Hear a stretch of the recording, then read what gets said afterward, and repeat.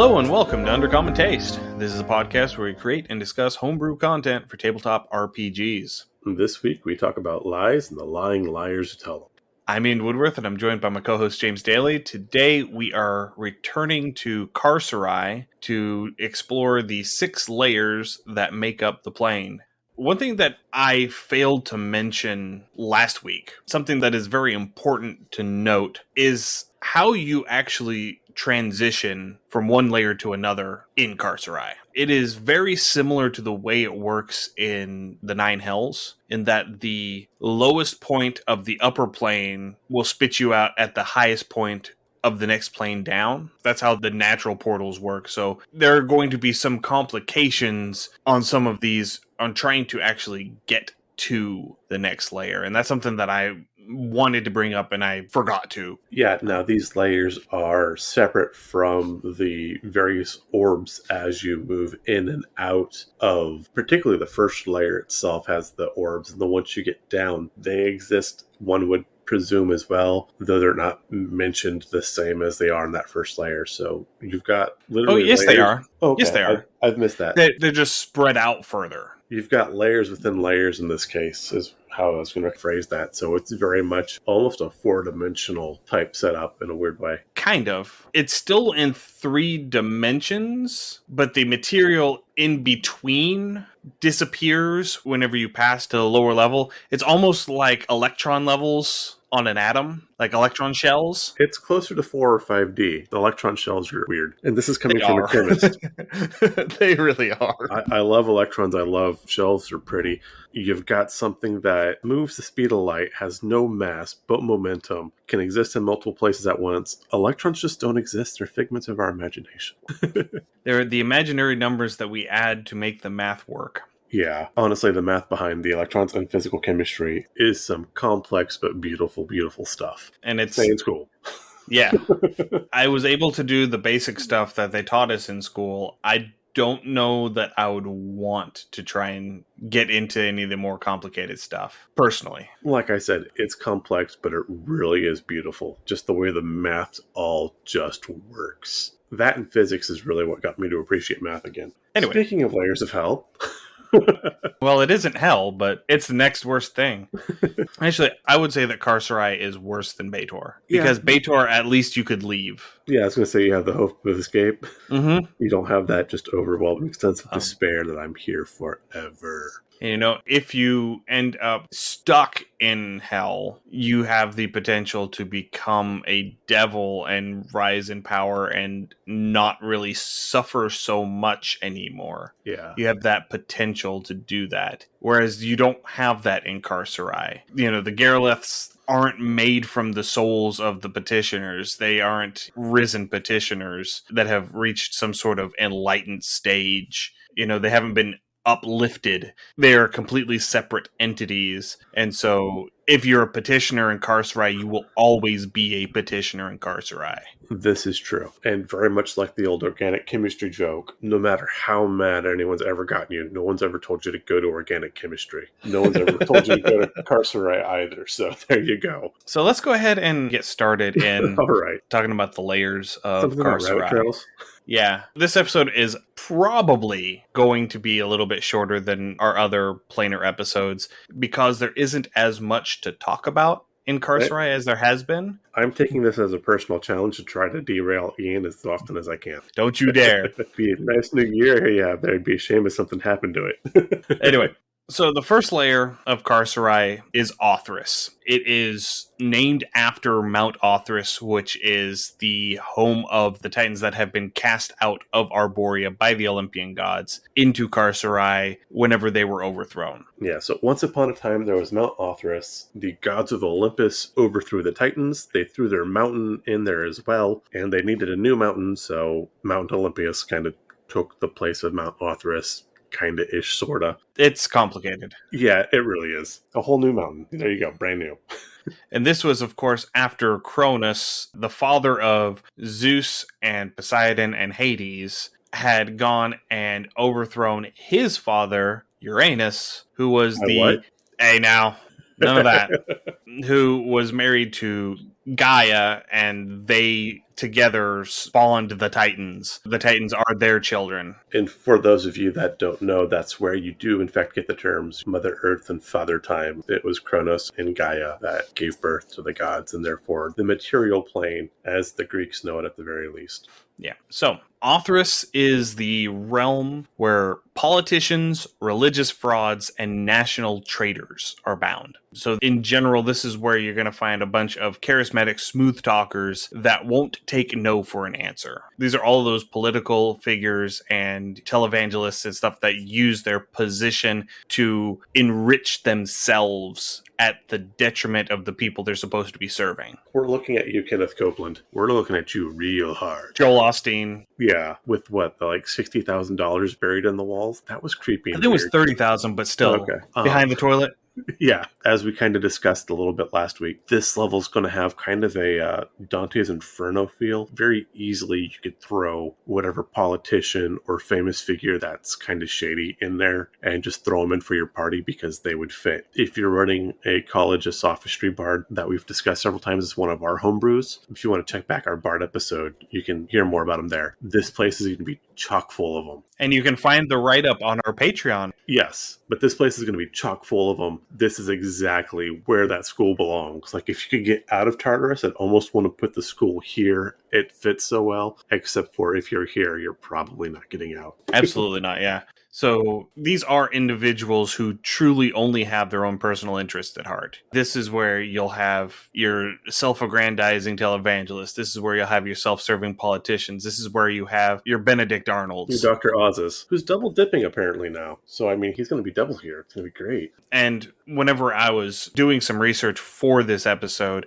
at least in the last layer of Carceri, we have a historical precedent from Dante's Inferno, from the lowest level of hell, Cocytus, where there are souls that descend into hell for punishment before the mortal body is dead. Because there are politicians that Dante includes in the frozen ninth layer of hell that are still alive at the time that the book is published. And one of the people that he talks to in that ninth layer of hell explains that if they commit an act especially heinous, their soul is automatically ripped from their body and brought to hell for punishment, and a devil inhabits their body for the rest of their body's mortal life. They're just placeholders.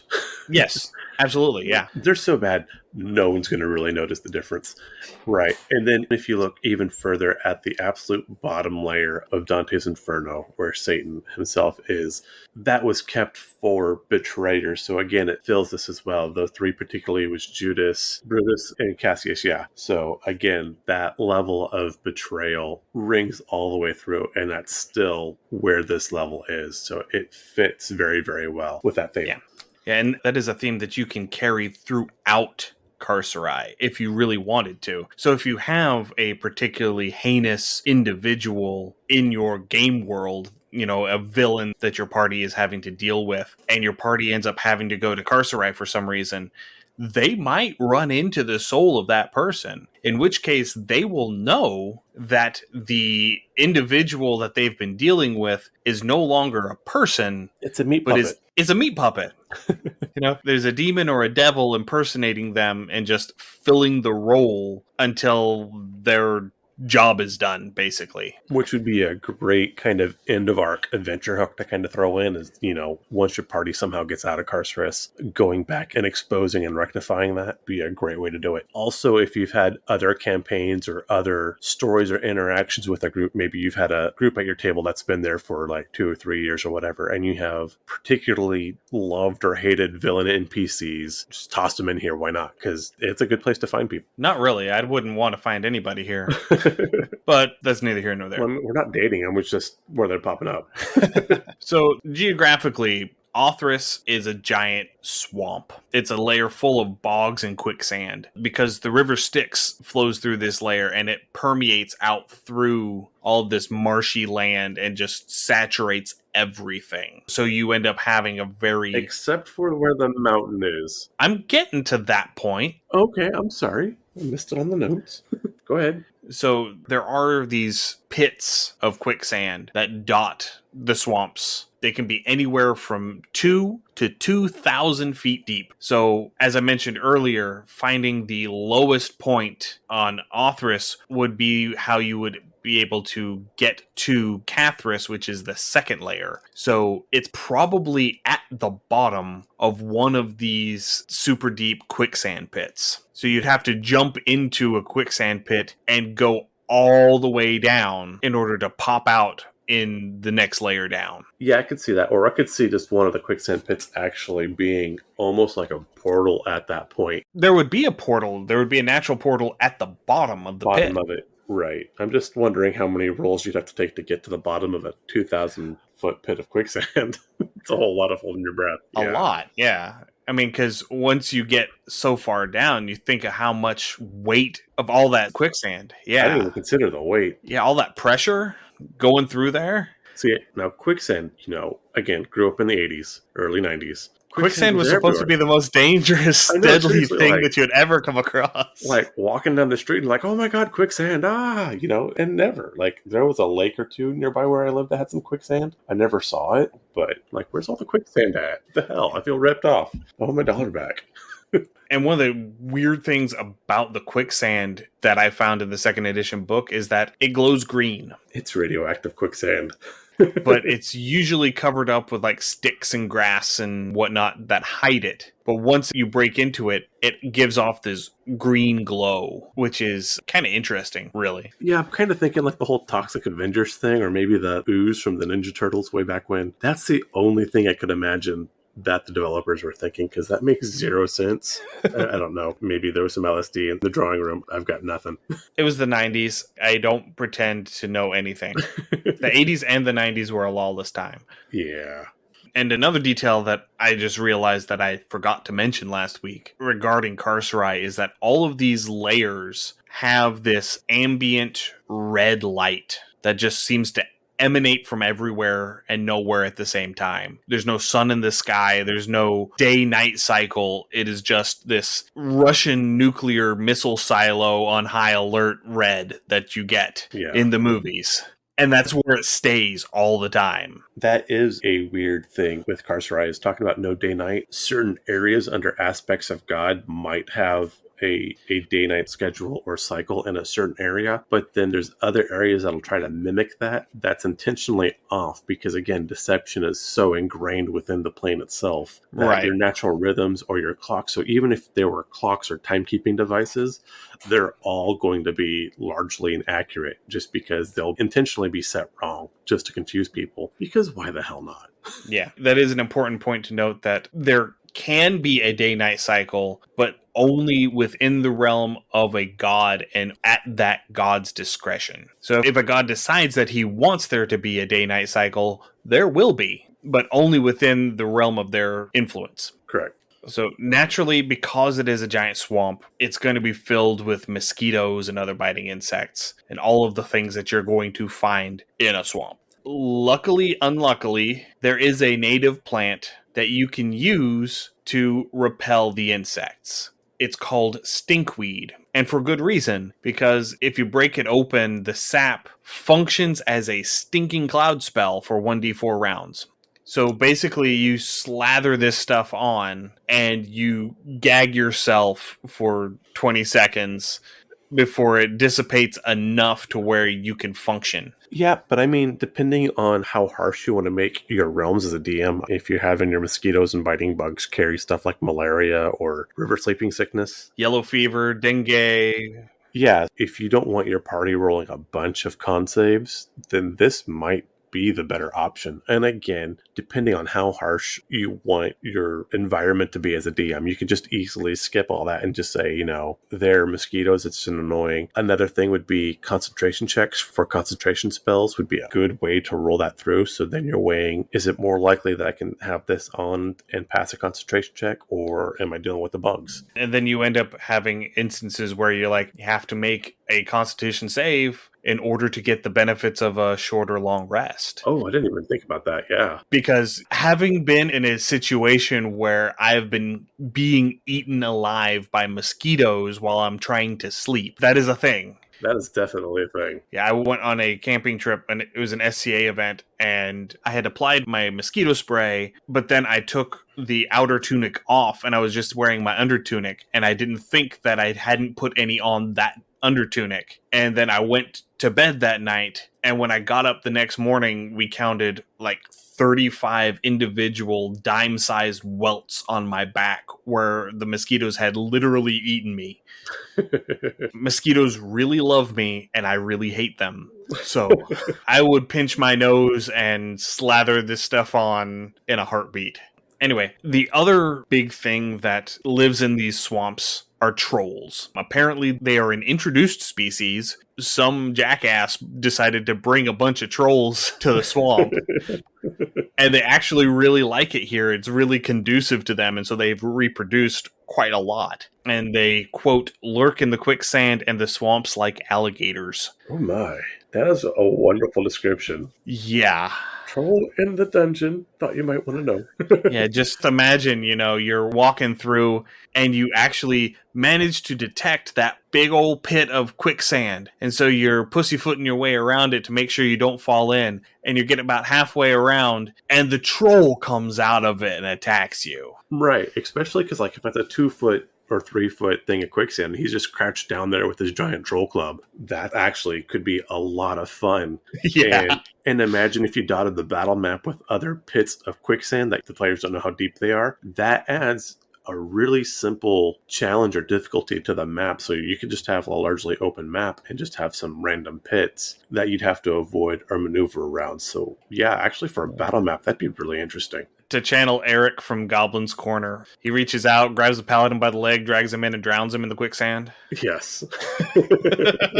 They're forever drowning the paladin in the swamp. Well, I mean, they're paladins. What are you going to do? Yeah, let's be real here. That's the best thing that a paladin could do is jump into the quicksand pit and give you a stepping stone to get across. But again, this is kind of neat. You don't see a lot of trolls on the table so much anymore. I mean, you get your goblins and stuff like that. Trolls have kind of passed largely out of the limelight, which is unfortunate because they can be a fun critter to put up on the table. Oh, they're great. Especially if you have a party that doesn't really have much in the line of fire or acid, because then it becomes, how do we hack him apart enough to get away? Yeah, because the trolls have that beautiful, beautiful regeneration. Yes. All right. Within the swamps, you have the occasional stilt village made from the harvested mangroves and cypresses that grow on this layer. And the stilts are tall enough to where they can avoid being inundated with water whenever the Styx floods the swamp, because it does have a fluctuation to it.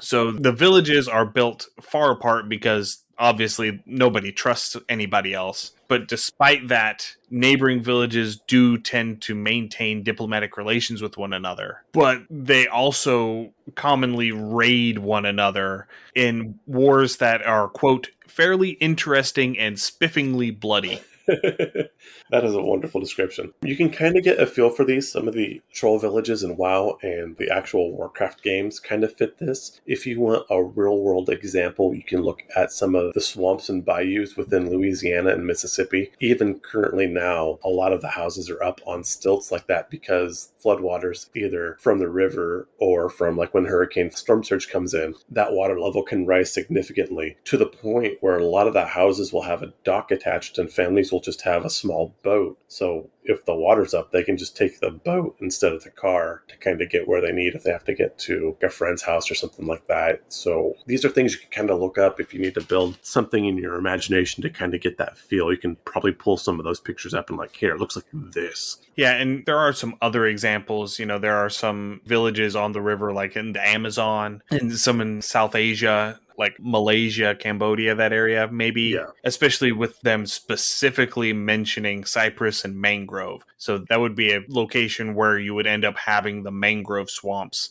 You would have these stilt villages built up in and around the mangrove groves. Yes, the swamp village in Avatar, where they have the jungle waterbenders, would fit this really, really well as far as like a mental image. Yeah. All right. The air here in Othras also has an effect on anyone who's here for any period of time more than about a week or two. One of the things it does is it gives everyone a flat +1 bonus to intelligence and all intelligence-based checks. Woohoo, doing some test prep. But it also makes the person more cunning and selfish and willing to ensure that their plans benefit them and no one else. So it makes the party more willing to backstab one another, which is going to be something that you have to work very carefully on to make sure that it doesn't just devolve into PvP at the table. Yeah, no, I'd personally absolutely love a little bit of inter-party conflict. I think it adds a ton to the story into the game, but it has to be done very gently. This isn't something you probably want to throw at brand new players, but players that know how to work into a party and kind of push that envelope a little bit, and not so much as just going outright and being assholes, because again, don't be an asshole at the table. But, kind of nudging the other players a bit for the sake of story. This can be a lot of fun if done correctly. Yeah, this would be a great thing to do as sort of a side quest and a high intrigue game. So something where the players are already in that mindset of scheming and plotting and trying to one up the other. It's just that instead of groups of NPCs, the other PCs become the other. Right. So you're not necessarily trying to dick them over. You're trying to manipulate them into having them do the thing that you want them to do because it benefits you. Yes. Again, we need to summon Herschel here just because he would do so wonderfully well.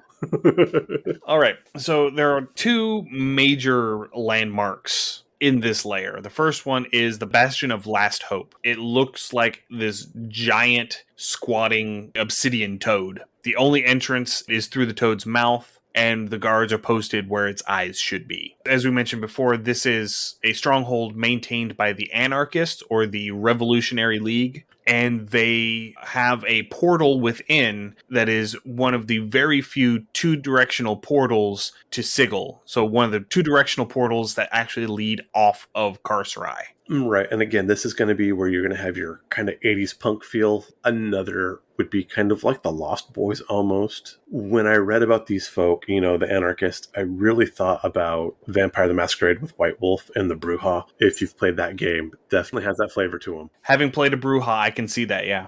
Within the Bastion, there is a blind doctor named Blind Trust, which I think is just a great name on so many levels. Yeah. But despite the fact that he's blind, he is one of the best face surgeons in the multiverse. And so people will go to him in order to get facial reconstruction surgery just to look like someone different, like if they're trying to avoid capture. Because the disguise self skill is just way too complex, apparently.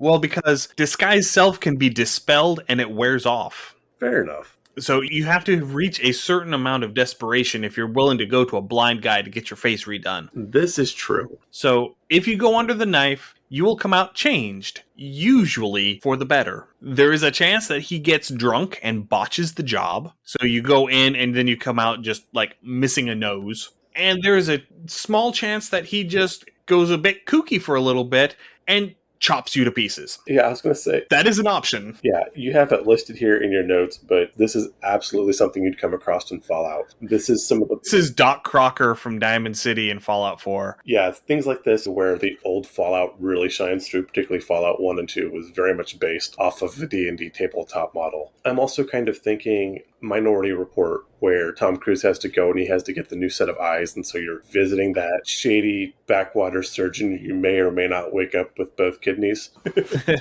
All right. And so the other major location within Othras is, of course, Mount Othras. There is a spot where the high peaks on two of the adjacent orbs come close together, and the temple / mansion / palace, the realm that is Mount Othras, is sitting perched between those two, forming a bridge from one orb to another. It is this giant, sprawling facility with amphitheaters and such, made of white marble, but it is slowly eroding and crumbling because there is no white marble in Carceri, so they can't repair it as it's being damaged. It is a fact that the Titans really don't like to have attention drawn to, and it makes them very angry to the point where they will likely smite you if you bring it up. These look just like the ruins in Athens. Just to Um, double rub salt in that wound. It is also the reason why no one has actually volunteered to import white marble for them to actually repair it. Because they could do that, but they are so angry at the Olympian gods for even putting them in the situation that they would smite you for the suggestion. Oh, I love this. Okay, so this is an evil scenario, but I would do it as a DM. If the party doesn't know, maybe there's a marble quarryman or vendor in Sigil, and they're trying to make that sale. I kind of send them here to Carceri to find the Titans and try to get them to. Maybe that vendor's trying to make the party disappear for one reason or another instead of attacking them outright. Personally, I would do it that they are completely clueless and they keep hiring people to go and do this, and they're wondering why in the world nobody ever comes back. That could be a reason, too. Both of those work. I was thinking the whole deception thing here in Carceri, though, it would be a really they're trying to make this party go away. Maybe they've already promised them a big reward that they don't want to pay. So they offer them an even bigger one if they'll deliver this message. Wink, wink. And they're here just to piss off the Titans and get smooshed. Either way, lots of fun. So one of the really cool things about Mount Othras is that it maintains its own plane of gravity. So you'll be climbing up the mountain and you'll see the temple up above you. And once you reach the top of the mountain and you step off of the mountain onto the marble floor of the temple, gravity shifts to where the floor is now underneath you. That would probably make me queasy, but kind of cool. And so it shifts to be normal for the orientation of the palace whenever you leave the mountain and enter the palace, and then it will shift back whenever you leave the palace to get onto the mountain, which might actually be harder to do, going from worked stone to the summit of a mountain. Yeah. That's how you fall down a mountain, boys and girls. That's exactly how you do it. Or you have, a level 1 dwarf that apparently can't walk anywhere. There was that. Poor Dougal. Yeah. Anyway, that is another story for another time. One of the other hazards of Mount Othras is that there are numerous creatures from Greek myth just wandering the halls that have grown to enormous size in the influence of the Titans. And the Titans often treat them as pets. And so they get really upset if adventurers come in and kill one of them. So we're looking at things like Chimera, Hydras, Harpies, Gorgons, Minotaurs, some things like the Nemean lion, so the lion whose hide cannot be pierced by weapons, or the mares of Diomedes, which are these man-eating horses. Just imagine a man-eating horse big enough to carry a Titan. I'm telling you, horses are evil. They are. Horses They're are absolutely spiteful, evil, vicious things. They are. Nobody believes me. I've raised horses. They're spiteful, evil, hateful things. And they're terrible on fences. Anyway, so Mount Othras is where Cronus, the patriarch of the Titans, holds his court. And mortals will occasionally come there to avail themselves of his wisdom or to seek a boon. And sometimes he will listen to them, sometimes he'll be angry enough to just smite them out of hand. The other Titans do occasionally also come here to meet with Cronus because they've been summoned and they're really upset about having been summoned. So if you can catch them before they go and talk to Cronus, you might catch them in a good mood because they will always be in a foul mood when they leave their meeting with Cronus. Now, the Titans hold the same kind of familial relationship that the Greek gods do, which is beautifully dysfunctional. So it's kind of like having that really bad, awkward Thanksgiving Day dinner with your family and everyone hates each other and are sitting there glaring as they're cutting into the turkey, that kind of thing. Which, again, Greek mythology is full of that. The Titans equally so. That said, up to the DM, if you have more than one Titan showing up there, you might be able to play one Titan off the other. Again, Carceri, you've got that deception and that backstabbiness that's kind of innate to the realm. So thematically, that would fit with the setting and scenario. And Cronus is known for being a very cunning, very plotting sort of individual and very good at it. So he will play the Titans off of one another to achieve his own ends. Remember, this was the dude that was eating his sons, so they could not overthrow him. That gives you just a baseline what you're working with. Mm-hmm. All right. And so the Tanari, the demons, often come here to the Titans hoping to secure their substantial aid in the Blood War.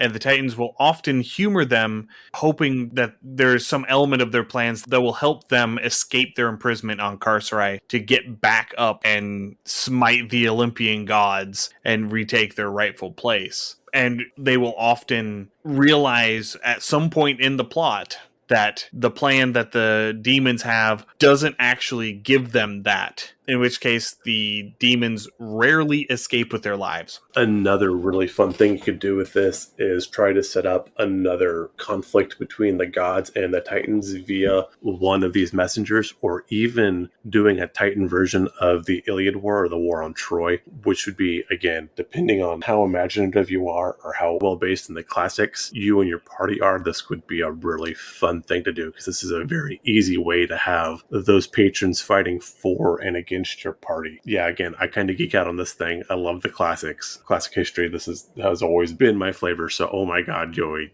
Yeah, I'm going to have the Trojan War sitting there on the table. It's going to be great. Right, yeah. Big ol' horse. Yes. All right, so that is going to lead us into our second layer of Cathris. It is also referred to as the Scarlet Jungle because it is primarily comprised of these steamy jungles filled with the stench of decay, because all of the plants on Cathris ooze acid instead of sap. And the acid can eat through nearly anything. The stats that they give for it are that it will eat through metal in 1d10 rounds, eat through leather in 1d4 rounds, and deal 1d6 acid damage per round to exposed flesh. Right. Your party, if they're here, they're probably buying new armor after they leave this area, if they get to leave this area at all. Just because, again, if your cleric's got a mending spell, they're going to be using the crap out of it just to keep up with things. You wouldn't be able to keep up, because mending takes a minute to cast. Fair point. So you have to be constantly casting mending on a single metal item in order to maintain it, and hope that the acid didn't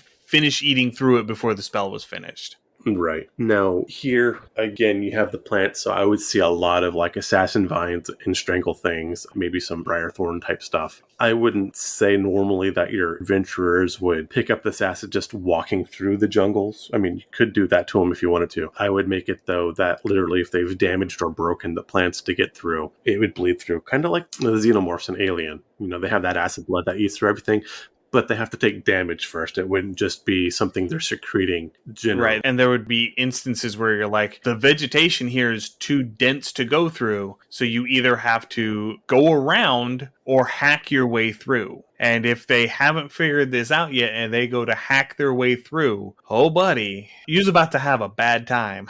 That's where you get the Kool-Aid in a little spray bottle and you just start spraying the map. All of this is acid air now. Yeah, let's not do that. But there are also patches of grassland interspersed between the jungle. And the grasslands aren't much better, though they are habitable. They are dry and windy, sort of getting that Serengeti sort of feel to them. And the scarlet grass cuts like knives. Right. To the point where if you're not wearing armor, you take 1d4 slashing damage any round that you try and move through it. There is a type of grass that grows. I know it grows in California. I think it grows in the middle of the U.S. as well. It's called horsetail grass. And this plant naturally pulls silica out of the ground and incorporates it in the cellulose and the plant fibers. So it's really hard on animals' teeth. It wears them down really fast because of those silica particles. And I could see this red grass having that kind of silica along the blade edge of the leaves. So it'd be like getting cut with glass knives as you went through, would be how I would describe that. You know, the fact that it's red, it could be pulling iron. Yeah, and you could do it that way as well, yeah.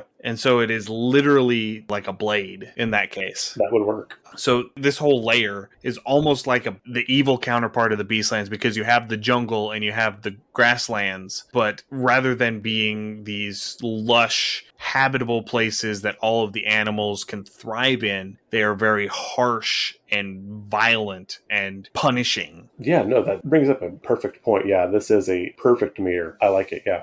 So Cathris is the layer for those individuals who gave into bestial urges rather than logic and thought. So this is going to be a place where you end up finding cannibals, people who are violently cruel to other people for the sake of cruelty. This is where you're going to find evil barbarians and druids. That's the sort of vibe that I get. No, I can totally feel that. That makes sense. I think a blighter druid here would be amazing. That fits really well. I like that theme. Yeah, everything about this is just kind of wanting to hurt and break down the inhabitants of the plane. So yeah, it definitely has that thematic feel, just the environment. So yeah. No, that works. And so the Farastu, the lesser Garoleths, if you can really call them that, the sticky ones, they live in the jungle. And for unknown reasons, they're either unwilling, unwelcome, or unable to leave the forest and enter the grasslands. It might just be that if the grass actually is pulling iron from the ground, like we just happen to suggest, maybe they just get bound up in it and stuck if they try and walk out of the jungle. Yeah, I mean, you don't want to voluntarily walk through a Serengeti field of knives that are just going to cut you up in your feet every day. I'm like, no, I'm chill here. No, I'm good. Right. But there is a town that I forgot to pull that I read about. It's basically built on stilts in this caldera of acidic tar that the Frostus live in the tar under the city. Oh my. And the city is set up in such a way that the tension of the rope bridges between each stilt platform is what holds each individual platform up. So if they have some hostile entity come in to like raid the town or something, all that they do is they cut the ropes to whatever platform they happen to be on and just watch as that platform sinks into the tar. Ooh, a great defense. Kind of vile, but a great defense. Well, everybody's out for themselves. It makes perfect sense. It's a damn shame that they were over there on that platform. Oops. It's a damn shame. Damn straight. So on the grasslands, you end up having villages, but they're very few and far between. They're usually comprised of barbaric tribes that raid one another for food and meat, quite often the meat being the flesh and blood of other petitioners. As we noted earlier, your cannibals are going to wind up here. Yeah. And they actually build their huts out of razor grass. So I don't know how they work that, but they do. Very carefully. Yeah. And there are roads throughout the grasslands that connect all of these settlements that are maintained by hill giants that are here as part of the adherents of Gorlantor, the god of hill giants, or the humans that are in these towns. And the roads have to be constantly maintained because not even trampling this stuff will keep it from growing back on the roadways. So you have to be constantly cutting it and uprooting it and removing it in order to maintain a clear roadway for you to travel. That would be a hell of a chain gang to be on. Because like I said, the stuff's cutting you anyway, and you're going to have to at least be hip deep in it, cutting back the wilds just kind of to keeping the roads clear. Yeah, that would suck. It would. Speaking of Gorlantor, the steading of Gorlantor is the big thing that you can come here to find. Gorlantor is one of the most powerful beings on Carceri, but his schemes all seem to be willingly self-destructive because he lacks the will to use his power in a logical way to gain an advantage. He refuses to let himself think because he is very attuned to that bestial might makes right sort of deal. You can tell whenever you enter his realm because the grass changes color. It shifts from the red grass that you would normally see to brown, and it is very hilly, him being a hill giant and all. So there's something like 100 hills around the periphery around the steading, and each one of them has this little hilltop fort on it. You can tell which ones of the forts are in favor with Gorlantor and which ones are not by how well stocked and well fortified they are. The ones that are not in good favor at whatever time you find them look like a good stout breeze will blow them over. And again, if you're looking for adventure hooks, this is something you could use as well. Is you could probably set up a regional map and have 7 or 8 of these forts, and then having to do, it would kind of be like a faction type scenario where you'd pick a fort or two, trying to gain the favor of Gorlanor so they can become better stocked, better supplied, and they would send you on missions to work with or against various other forts for different things. This leads very easily to some group mechanics. If you're like, what am I going to do with my party here? This right here, you could have weeks and weeks of scenarios just plopped on the table, just working these factions against each other. Right, yeah. And because the giants, whenever they don't have anything else to fight, will go and fight each other, as one of the things that they'll do is, these hilltop forts, they'll go and raid their neighbors whenever they don't have anything better to do. And because the strongest group is the one that's going to gain favor. And so the stronger you are, the more favor you gain. But if they happen to find outsiders within the realm... Your party. Yeah. If they find your party, it's an equal toss-up whether they will attack you, leave you alone, or take you back to the steading to see Gorlantor. If they take you back, it's also even odds whether you are fed to Gorlantor, given treasure in hopes to make you an ally, or just squished for the fun of it. Just because I like the feel of jelly between my toes. I do not like the feel of jelly between my toes. I love walking barefoot through the gnome garden, feeling them squish between your toes. The gnomes, not the garden. The exception to this is if you're a dwarf. Dwarves are killed on sight because dwarves and giants have real bad blood going on between them. To the point where, in 3rd edition at least, dwarves got bonuses specifically when fighting giants. Again, favorite enemy worked rather differently. That is one of the things with 5th edition I kind of don't like, is favorite enemy was really nerfed hard. You used to get +1/+2 damages and rolls to a favorite enemy, and now, we can track them easier, wink wink, which is unfortunate. Yeah. And one of the neat little cultural things that they do is they wear severed human feet as lucky charms because they view humans as, quote, irritating nuisances that are occasionally good for trade or supplies and that sometimes make amusing pets, though they are usually only make for tasty food. So, yeah, if you're a human or a dwarf in your party, you probably want to avoid this area.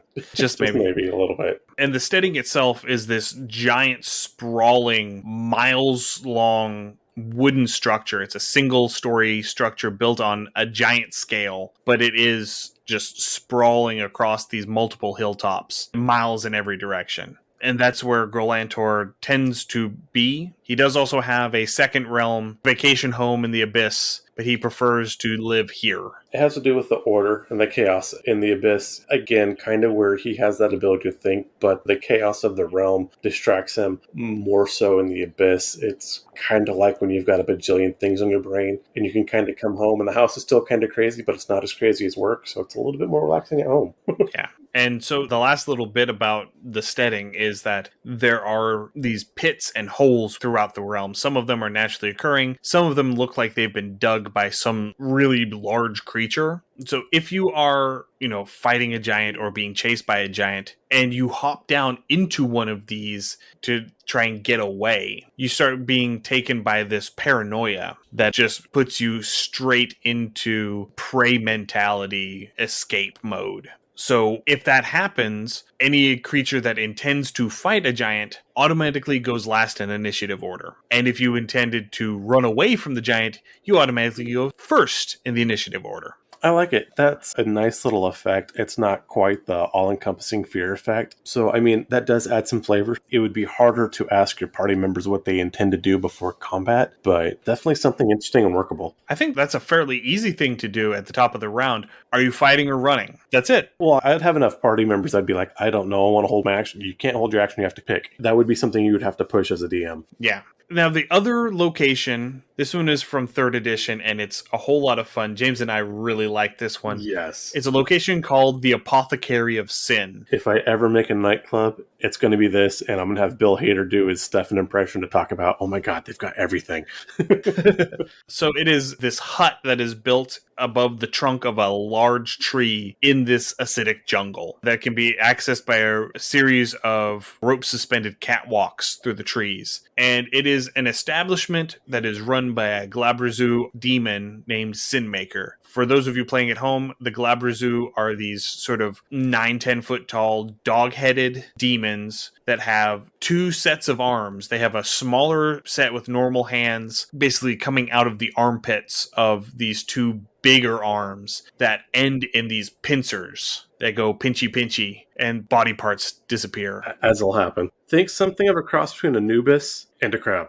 Kind of. So this Glabrazu is named Sinmaker, which I told James, if he makes his bar called Apothecary of Sin, his bartenders are going to be called Sin Makers. Oh, absolutely. Yeah, this has to be like one of those clubs/dance clubs/bars that you see in all the action movies with the weird lighting. Every cyberpunk nightclub. Yeah, absolutely. So the thing about the Apothecary of Sin is that any poison, mundane or exotic, can be found here, and Sinmaker will sell it to anyone. Because that's what he do. That's what he does, and he's really good at it. The more diabolical the poison, the more he likes it. And you can buy it in any volume from a single vial to a 1,000-dose keg.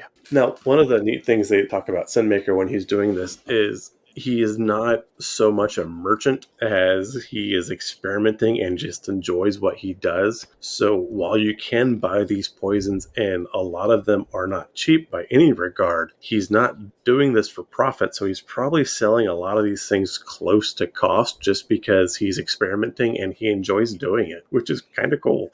Yeah. And in the 3rd edition Manual of the Plains, there is a unique poison to this location called Sinmaker's Surprise. Ta-da! It costs 4,400 gold a dose.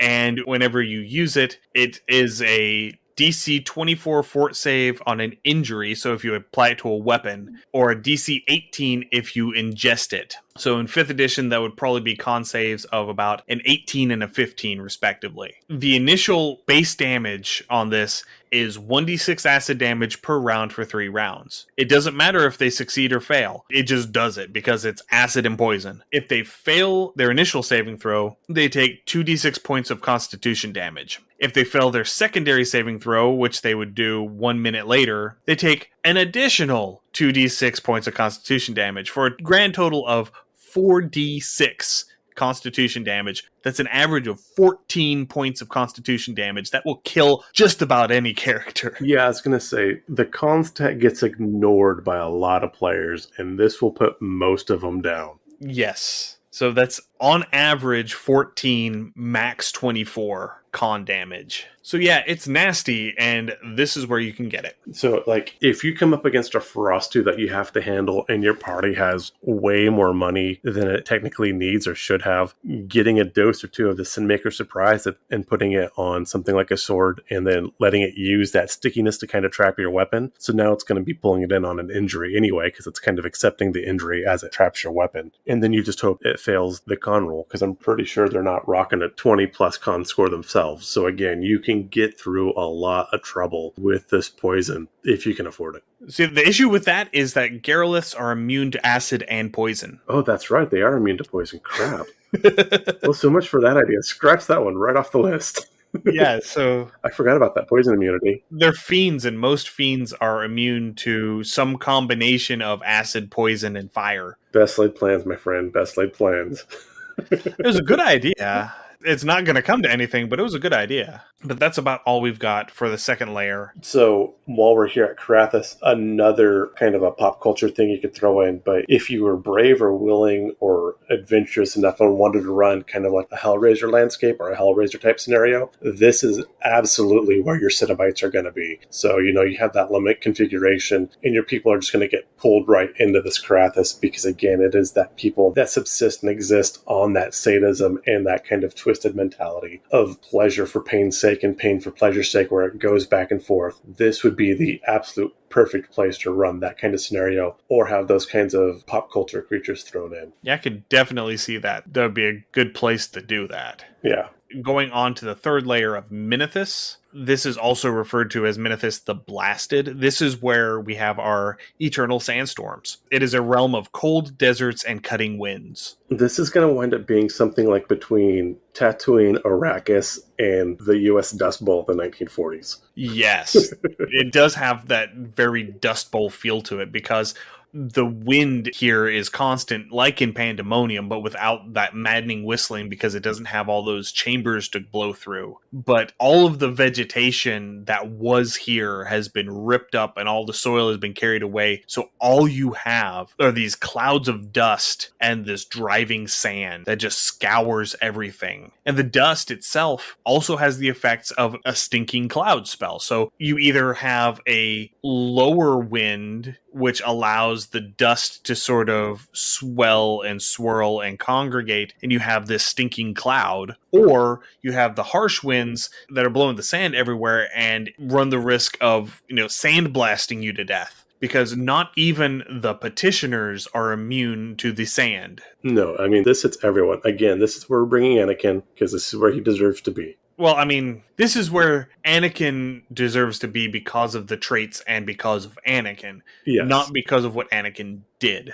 Right. Because Minithis is the lair for misers and the greedy. These are individuals who won't share anything with anyone who hasn't paid for it. This is the Ebenezer Scrooge lair. There isn't much use for coin here, because why would there be? So they tend to barter for services and for rags to protect themselves from the wind and the clouds. Because one of the details that it does give is that if you're in one of these dust clouds, if you cover your face with a wet rag, you can negate the effects because it'll filter out the dust. That would probably be just the stinking cloud aspect of this. I would, as a DM, probably give a lifespan of some sort to your cloth and rags, as there's so much abrasive sand that obviously your fibers are being broken down. And so these rags are going to come at a premium because they are going to be so hard to keep any kind of cloth of quality about. The sand that's blowing is going to abrade these rags and wear them down. With the dust, because that's going to be a lower wind, so you're not going to have the driving sand with that part. But that dust, if you have a wet rag on your face, is eventually going to clog that rag up to the point where you can't breathe through it anymore. You're just going to have this caked layer of mud over your face. And so eventually you'll have to take that rag off and change it out for another one. Well, I was going to say, this is where you're going to have your cleric with create water so you can wash your rags.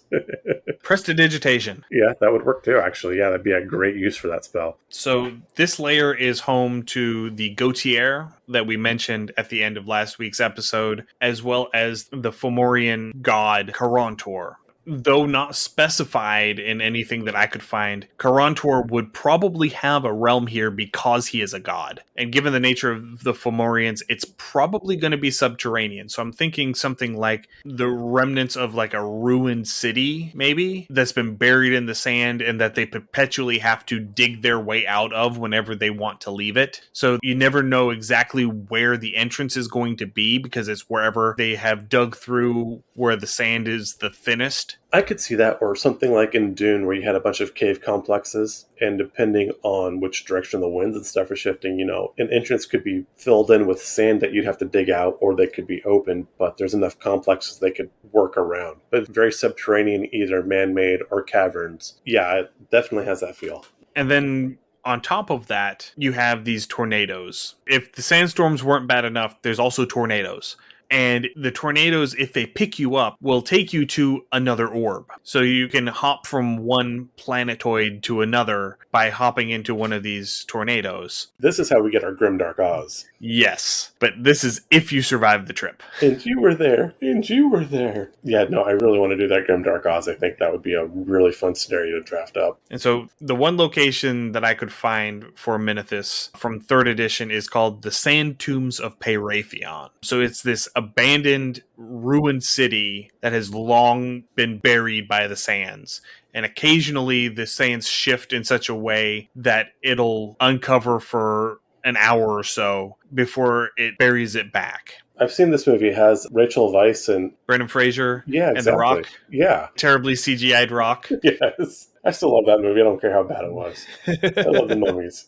So there are these creatures that live here that are just referred to as sand gorgons. There's no stat block for them. I can't find any actual creature called a sand gorgon in 2nd edition or 3rd edition where this is actually being mentioned. But I see it as kind of like a boulette basilisk hybrid because they are mentioned as being dragon-like. So they are reptilian. So that gives me the basilisk's part, but it's also stated that they can swim through the sand like water. I like it. So that gives me that burrowing boulette sort of vibe. Yeah, no, I like that. I think if I was going to create one of these, I would say they could probably create a minor sandstorm of their own, as well as a stun or a petrifying gaze. They would have to have a petrifying gaze in order to be gorgons. One of the things you forgot to bring up, or I skipped ahead, I'm not sure which, but these sandstorms, if they've hit anything that's exposed, that's not covered by armor or cloth, but just bare flesh, you're doing 1d6 abrasion damage per round. Yes. So having one of these gorgons able to stun party member where they can't escape, and now they're just taking a tick of this extra damage would be a really, really harsh thing to fight. Right. And the way that I like to run petrification is it's a series of saves. Like you get 3 chances and it'll get progressively worse or better. Like the first one you're slowed, the second one you're stunned, the third one you're petrified. Okay. Just because going straight to petrified sucks. Yeah, that was very much a 2nd edition thing.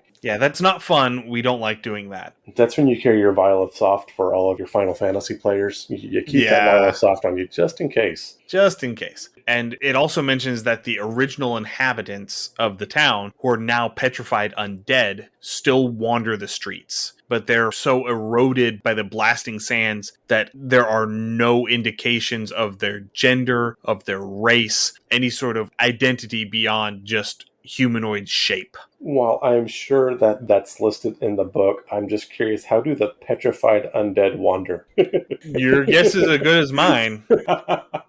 They function like animated statues. Yeah, totally. Oh my god, it's Disneyland with the animatronics. So to take a 5th edition analog, this would be a place very much like the Domain of Dread Harakir from Van Richten's Guide to Ravenloft, that Egyptian mummy-themed kind of feel. So yeah, just add some mummy lords and you've got yourself a setting. No, that would be absolutely perfect. And Van Richten's is definitely on my to-purchase list for this upcoming year. Yeah, it's great. It's got a lot of really good stuff in it. That and Strixhaven, though. I'm really wanting Strixhaven, too. I picked up my copy of Strixhaven like 2 days before Christmas.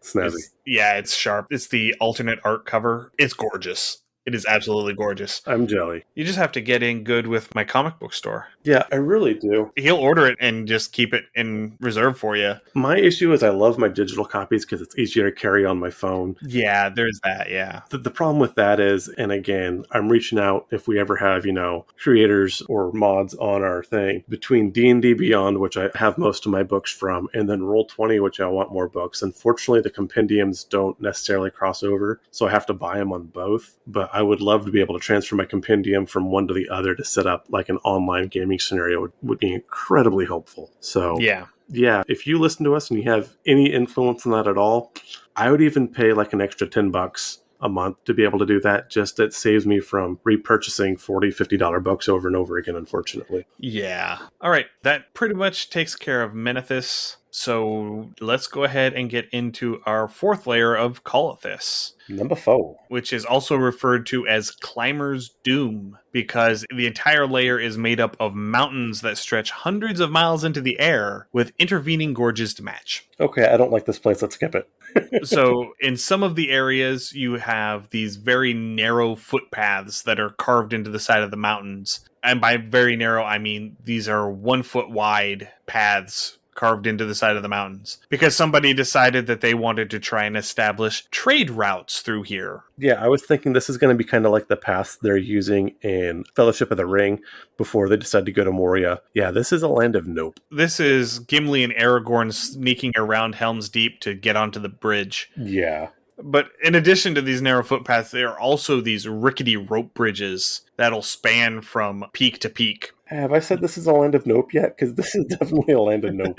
Yeah, it's not a whole lot of fun. It's not my idea of fun anyway, because you also end up having these straight line winds that run through the valleys. And so if you happen to be on a rope bridge and the wind picks up, you're going for a ride.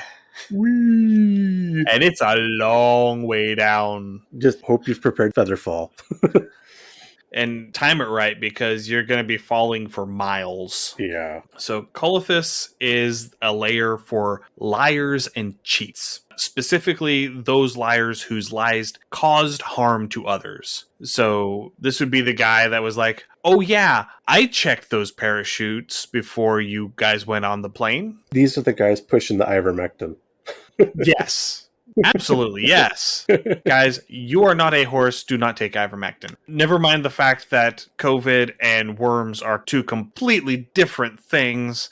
You are not a horse. Do not take ivermectin. Continuing on. So there are some areas within this realm where you have flat spots, where they can build these sort of squat little, snugged up against the mountainside villages, and the occasional small plateau at the top of one of these mountains. And these are where the petitioners will build, just small hovel villages, and they will fight one another tooth and nail to defend their tiny ledge or to take someone else's. With these, I kind of think of like the little Sherpa camps towards the base of the Himalayas, particularly Mount Everest, where they're just kind of built into the base of the mountain as much as they can because they're trying to shelter from the wind and the weather. Again, these aren't going to be necessarily large, highly developed structures. They're going to be fairly simple because, again, they are taking a lot of weather damage. They are subject to fairly frequent raids. So, again, very simple, easy to build kind of structures. Yeah. And if you're wondering, well, why doesn't anyone just build in the valley bottom? This is why you don't build in the valley bottom, because of avalanches and because of Garoliths and demons that roam the valley bottoms. There are people who live down there. They are considered to be the exiles of the exiles. Nobody wants to live in the bottom because you'll either get eaten, snagged by a Garolith, and tortured for a few millennia, or you'll be grabbed by a demon and conscripted into the Blood War. Or you'll get buried by about 20 tons of snow, which is your best option, really. Yeah, that really is your best option. So one of the major landmarks within this layer is the Land of the Hunt, which is the realm of Malar, the Forgotten Realm's god of the hunt. He usually appears as a great cat, a tiger or a panther or a lion covered in blood. Some of it is usually his because he loves nothing more than the hunt. And he's constantly wandering his realm in search of game to hunt. His realm in particular is a little less steep than the rest of the plain, and it's crisscrossed by proper game trails all over the place, because game ranging from rabbits to elephants all wander this realm, because this is how they get their kicks. It is a realm where the prey is going to be as strong as, if not stronger than, the hunter.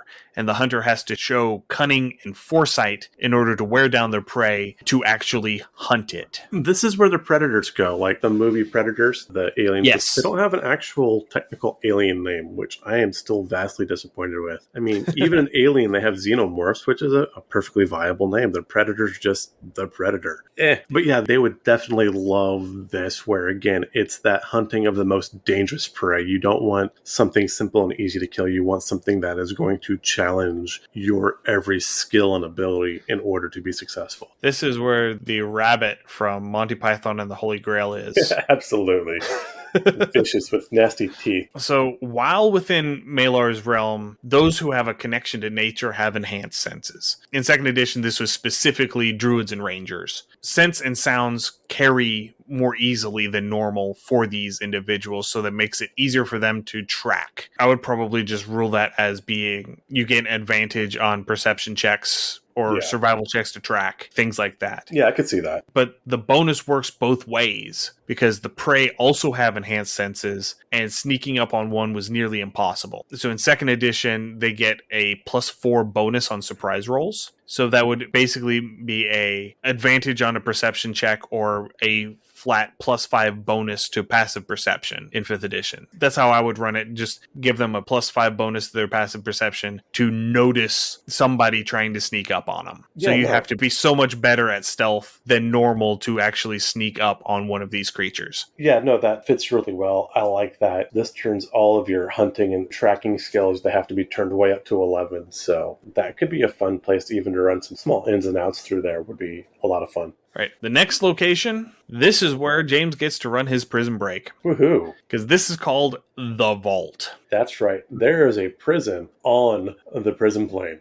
Yeah. So it is simply called the Vault, and it's run by a faction out of Sigil called the Harmonium, who are kind of like the Peacekeepers. If I recall correctly, they're the lawful neutral faction in Sigil. And the prison is for those individuals too dangerous or cunning to be kept in prison in Sigil. So it is this giant metal structure that has 3 tiny windows, and that's it. That's the only access to the outside. The entire outside of the building is covered with razor vine, and razor shrubs are the only vegetation covering the landscape around it for miles. Oh my. So the only known way in or out of the vault is a 2-directional portal that goes from the vault to the middle of the prison in Sigil. Nice. So that's like your ultra max security prison. Yes. I like it. This is solitary. Yes. And if you were to be crazy enough to actually brave all of the razor vine and try and climb through the window, you'd probably end up staring down about 20 crossbows. That's it? That's only a few. Because there's only 2 groups of people in here, the prisoners and the guards.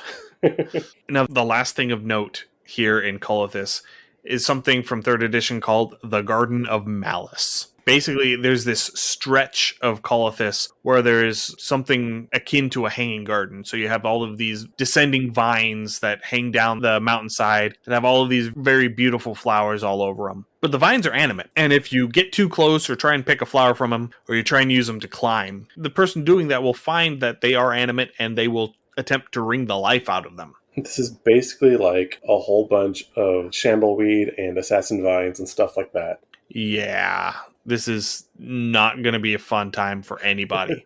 And the last little note on that is that every 600 days, the vines release seeds. And these seeds are like dandelion puffs. So they've got that little wisp that carries them off on the wind. And it actually will take and carry the seeds across to additional orbs. And so while most of the seeds are lost, either blown off into the void or eaten by vermin or what have you, some of them do take root. And so you will find on occasion these plants sort of just really starting to establish themselves on orbs other than the one where the garden is. So it is slowly spreading throughout the layer. And I could see that as like if you were on another orb as kind of an aside thing, is maybe like some druid or rangers within the area are trying to get you to clear this out because they're invasive. And so obviously... Well, they're very invasive. Right. So obviously another group's going to want them to keep them established. And so you're going to be working back and forth. Or potentially, again, knowing how dangerous these vines are, they're just going to send you there to pick some flowers for them so you can get eaten by these plants. Again, going with that whole kind of deception and deviousness that runs through the plane in general. Yeah. All right. So that takes care of that layer. Moving on to level 5, Porphatis, also called Porphatis of the Black Snow. This layer is interesting. It is a giant, shallow ocean of acidic water that has these sandbars that dot it that the petitioners are sort of huddled on. I think I've been on this beach in Jersey. On occasion, you'll find an island that actually has like a mountain on it, and the mountains will have caves in them. And so they are hotly contested areas because it gives them a chance to get out of the acidic snow. Because... And you thought acid rain was bad. Yeah, this black acidic snow that falls from the sky deals 1d6 acid damage to unprotected creatures. In 2nd edition, it was 1d6 acid damage per round. In 3rd edition, it was reduced to 1d6 acid damage per 10 minutes. That's a little better. It's still nasty. It's very nasty, yes. So, according to the lore, Porphatis is the lair for the shallow and selfish, the individuals who refuse to help others when the opportunity presented itself. So this would be somebody was out in the woods doing something they weren't supposed to, and there was a car crash and someone was trapped inside the burning car and they could have pulled them out, but then someone would have seen that they were there, and so they left them, and then the car explodes and they die. That sort of thing. There's a legal term for it. It's the the maliciously negligent. I forget what exactly the term is, but if you see a crime or you see an assault happening and you choose not to offer aid, in some areas that in itself is a crime. And this would be for those kinds of people. Personally, I would also make this a layer for mutineers because thematically it would work perfectly. It really would. That's beautifully done. So the only real spectacle that you have here in Porphatis is the half-sunken temple where the Titan Oceanus resides. So Swamposaurus? Kind of. And all he does is sit in his half-sunken temple and rant about Poseidon. He's bitter, just a little bitter. He sits there and rants about his nephew Poseidon and how he has been supplanted by him. I like it. Yeah, that's literally all he does. But in 3rd edition, they have an interesting little feature to the layer called the Ship of 100. It's also known as the White Caravel. It functions very similarly to the Flying Dutchman. Okay. So it wends its way between these sandbars, picking up stranded souls or travelers brave or foolish enough to have come to Porphatis that are stranded here. Whenever you get onto the ship, it has no visible crew. The ship just operates on its own. But if you go below decks, you find 100 sealed, unmarked sarcophagi. Ooh, I like it. Which is why it's referred to as the Ship of 100. But the ship is typically inhabited by other petitioners and demons and what have you, whoever happens to have been on the layer and able to get onto the boat. No one has ever survived attempting to open a sarcophagus. And the people who live on the boat take a really negative view of anyone who wants to try and open a sarcophagus, because every account that they have of anyone ever trying to do it results in every single person on the boat being killed and devoured by something. Okay, I am channeling White Wolf games again, but these sarcophagi are obviously antediluvian vampires. Yes. They're like 1st generation. Well, 1st generation was Cain. Cain, so 2nd generation, yeah. Yeah, 2nd, maybe some 3rds, but mostly 2nd, yeah. Yeah. Yeah. To the point where they refer to this as the cleansing. Oh, I love it. And the next time it puts into port, it's completely empty. That would be a really fun and interesting scenario. And I know the perfect person to play this, I don't know if they would run it or not, but there needs to be a weird D&D VTM crossover game. Well, I got Call of Cthulhu for Christmas, so we could totally do this as a Call of Cthulhu game. Oh my. Yeah, we definitely need to play that. Holy crap. Yeah, that would be right up the alley for something that you could do in Call of Cthulhu. That would be perfect. But that's about it for Porphatis. There's not a whole lot there. It's just this ocean. Yeah, the layers get a bit more sparse as you go down. Again, I think probably the game writers were getting a little tired, but they're smaller and smaller also as you go down. So there's that right, as well. Yeah. And then you get to the last layer, which is Agathis, also referred to as Agathis the Icebound, because it is a plane of ice. The only way to get there is to dive into the acidic ocean on Porphatis and swim to the lowest point. Ew. Yeah. So not many people go to Agathis. Not many people should want to go to Agathis. Yeah, I was going to say, this is a land of double no. So it is a land of bitter cold and biting ice. Yeah, I don't like this place. The ice itself is fed from the acidic waters of Porphatis. So it is the water dripping from the layer above that is feeding the ice. That sounds terrible. I don't want to be here. I don't like it. I want to go home. There's also no ambient heat here, and the layer has the negative energy trait, which would reduce the effectiveness of healing magic. So anything that would be radiant or healing magic would be diminished here. Yeah, let's skip this place. I want to go home. The freezing air automatically deals 1d2 cold damage per round. Additionally, in 2nd edition, if you exert yourself for more than one round at a time, you had to succeed on a constitution check with a cumulative -2 penalty per round that you exert yourself. Oh, wow. It didn't say what exactly would happen. I'm assuming that there is a standard penalty for failing a constitution check, but that is a thing, apparently. So personally, how I would run this... Generally, if you fail the constitution check, you get levels of exhaustion or you pass out. Well, they didn't really have levels of exhaustion in second edition. Right. So that's what I'm getting at. Yeah, you'd probably just pass out, but then you'd use your exhaustion stats for 5th edition. So in 5th edition, personally, I would stretch this out to once per minute as opposed to once per round. And I would start at a DC 5 and have a cumulative +1 on each round until you failed. When you fail, you get a rank of exhaustion, and then the DC resets back to 5. Yeah, that sounds perfectly reasonable for this. Because as you gain levels of exhaustion, it becomes more difficult for you to succeed on a con save.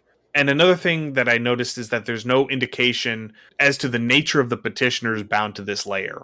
So this is where I would draw some inspiration from Dante's Inferno, from the individuals that are bound in the ice of Cocytus, the bottom layer. So these would be traitors who betrayed the trust of the ones they loved. So these would be individuals who committed fratricide or patricide or matricide, killed family members. These would be people who murdered or caused the death or ruin of close friends.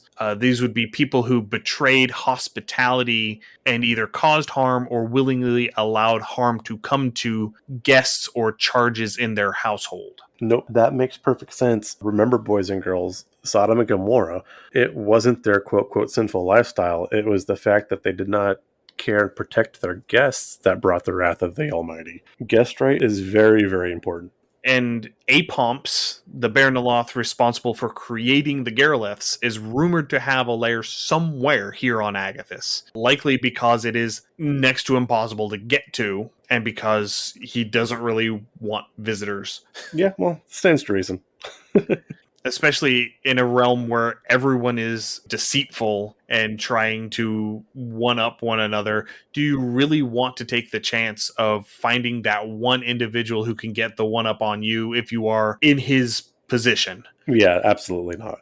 And then the last location that we're going to touch on is Necromanteian, which is the realm of Nerul, the Greyhawk god of death. This is a black ice citadel carved entirely from the ice of the plane, and it is absolutely crawling with all types of undead. At the heart of the citadel is a building called the Hidden Temple, and at the heart of the Hidden Temple is where Nerul's throne stands. Now, again, if you're doing this, you are running an older edition because, again, 4th edition, Nerul kind of went bye-bye. Yeah, Nerul will be dead, yo. But, I mean, you can res him and bring him back for this. Your party could be the reason why Nerul went bye-bye. Because, I don't know, everybody skipped 4th edition. I'm sure they had an explanation in there somewhere that nobody read. Well, the individual who became the Raven Queen killed him and used his divine essence in an attempt to achieve godhood. That is correct, yes. Like I said, nobody read that. But the temple itself is said to be illuminated by the pallid green glow of gibbering ghoul-light lanterns. I like this. You kind of get that whole ziggurat thing again. Wow. Strangely enough, borrows a lot from D&D, but the ziggurats you'd see in Eastern and Western Plague Lands or later on in Northrend, yeah. Northrend, I'm trying to think of the dungeon, and I'm blanking on it, where Kel'Thuzad's at. Yeah, that's Naxxramas. Yeah, there we go. Yeah, Naxxramas has that same feel with the glowing green fell energy kind of exuding from everything. Right, yeah. So the petitioners of this realm are frozen into the walls and the floors, flush with the surface. In Dante's Inferno, there are some, depending on which ring of the layer of Cocytus you're talking about, they may be frozen up to their waist. They may be frozen to the point where just their face sticks out of the ice or just their head sticks out of the ice. Or when you get down to the very bottom, they are completely encased in the ice. And it depends on the gravity of their particular treason. So that is something that you can play into here as well. You could have petitioners that are half buried in the ice out in the courtyard, and as you get closer to the throne room where Nerul's throne sits, they are more and more encased in ice until you get into that throne room where the walls are just lined with Han Solo. Yeah, these individuals who have just enough ice over top of them to make a continuous flat surface but it's clear enough to where you can see them clearly within. And you can tell that they've got just enough space to squirm. Yeah, I was going to say you have just enough room to writhe. Yeah. So that is something that you could get into with that if you wanted to get that sort of a really evil feel to it. Absolutely, yeah. And it would be really kind of cool if you just had like a giant ice sculpture on the map as the map piece. That would be really kind of fun. It would get kind of messy. Eventually, yeah. But still neat while you're doing it. Just don't do it in the middle of summer. Yeah. So that is pretty much everything. I thought this was going to be a shorter episode. It ended up running about as long as all the other ones. So, what do I know? So thank you once again for listening to another episode of Undercommon Taste. If you have any comments, suggestions, or ideas for future episodes, please send us an email, undercommontaste@gmail.com, or send us a direct message through our Twitter account at UCT Homebrew. You can also find us on Instagram and Facebook at Undercommon Taste. We're on Patreon, patreon.com/Undercommon Taste, where we put all of our write-ups, both the free ones and the patron exclusive ones. If you like what we do, consider going over there and becoming a patron and helping support the show financially. We are also on Discord. You can find a link to the Discord in our show notes. Come over, have a chat with us. Tell us your show suggestions. Just come and chat. We're pretty chill. Not a whole lot going on in there the last few days. Well, it's been the holidays, so, I mean, it's going to lag a little bit, but that's fine. Yeah. We also have a poll up that I started today for the next 4 realms. It's the last 4 that we have to cover. They're going to be the 4 lawful planes. So we got Arcadia, Bitopia, Acheron, and Gehenna. So we want you to go. It's going to be up for a week. Go and vote on which one you want us to do first. And we're going to take the results and put them in that order.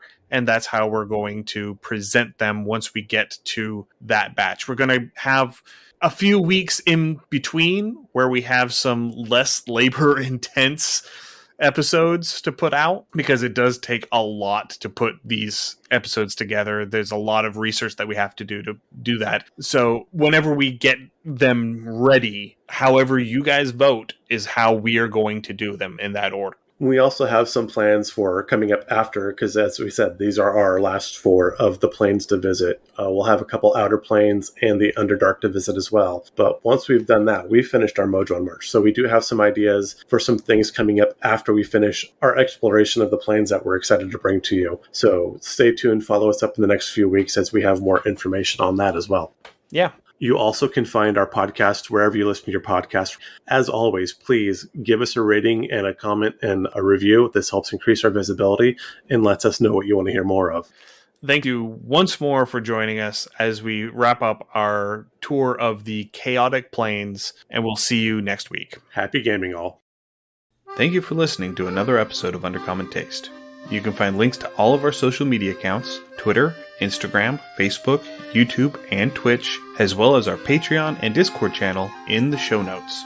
Our theme song is Massacre Anne, written and performed by Mary Crowell and used with permission. You can find more of her work at marycrowell.bandcamp.com or on Patreon at patreon.com/Dr. Mary C. Crowell. Our logo was illustrated by David Sutherland. You can find him on Instagram at willex_73 or on DeviantArt at deviantart.com/David Sutherland. Thanks again for listening. Stay safe. We'll see you again next week.